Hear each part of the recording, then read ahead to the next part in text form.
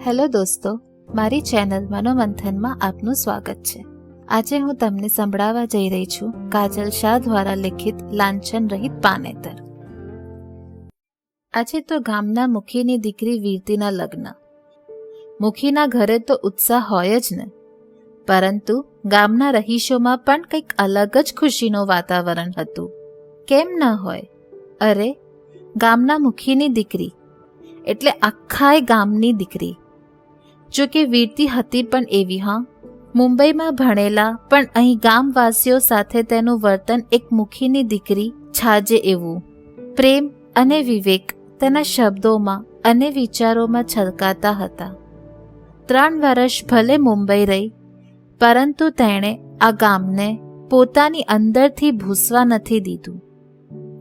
મુંબઈ નગરીમાંથી મોતી મેળવી લીધા, પણ ત્યાંની ગંદકી તેને જરાય સ્પર્શી નહીં. સાજન માજન સહિત જાન આવી.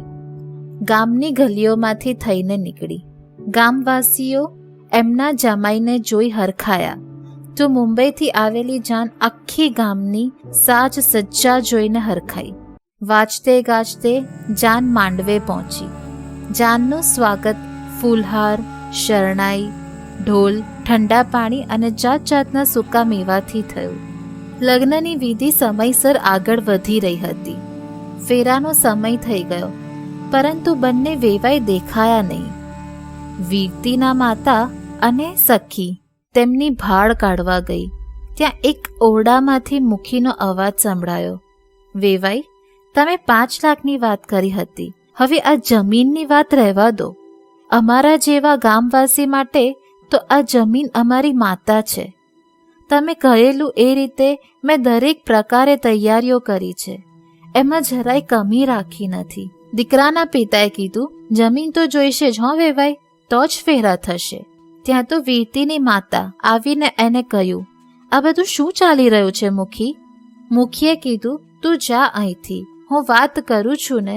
મુખીએ વીરતીની માતાને રોકી, પરંતુ તેઓ રોકાયા નહીં અને તરત બોલ્યા, ના, આ મારી દીકરીના જીવનનો પ્રશ્ન છે. મને આ 5 લાખવાળી વાત ખબર ન હતી, નહીં તો આ લગ્ન જ ન થાત. પાછા લાવો આ પૈસા અને ચાલ્યા જાઓ તમે બધા અહીંથી. માણસાઈના નામે કલંક છો તમે. અરે, આ દુનિયા ચંદ્ર સુધી પહોંચી ગઈ છે અને તમે એ જ કુરિવાજોની કોટડીમાં અટવાયા છો. ત્યાં તો વેવાણ બોલ્યા, આવ્યા બહુ મોટા, પાછા જાઓ વાળા, અમે જઈશું પછી જોઈએ છીએ કોણ પરણશે તમારી દીકરીને. વેવાણની વાતો સાંભળી વીરતીની માતા તરત બોલી, સંભાળીને બોલજો, મારી દીકરી ભણેલી ગણેલી છે, તે કોઈ પર નિર્ભર નથી. અણમોલ એવી મારી દીકરીનો મોલ લગાડવા વાળા તમે કોણ? દીકરી છે, વસ્તુ નથી. નીકળી જાઓ અહીંથી. ગામવાસીઓએ તેમને ઊભી પૂંછડીએ ભગાડ્યા. માંડવાનો અગ્નિ તો ઓલવાયો, પણ ઘરે જઈને વીરતીની માએ પોતાની નણંદના ફોટા આગળ દીવો કર્યો અને કહ્યું, બેન, મેં મારું વચન પાળ્યું. વીરતી પણ પોતાની ઓછું ભણેલી મા પર ગર્વ કરી રહી હતી. બસ આ હતી આજની વાર્તા. જો તમને વાર્તા ગમી હોય તો અમારી વાર્તાને લાઈક કરો, અમારી ચેનલને સબસ્ક્રાઈબ કરો અને શેર કરો. આવી બીજી વાર્તાઓ સાંભળવા માટે ટ્યુન ઇન કરતા રહો મનોમંથન.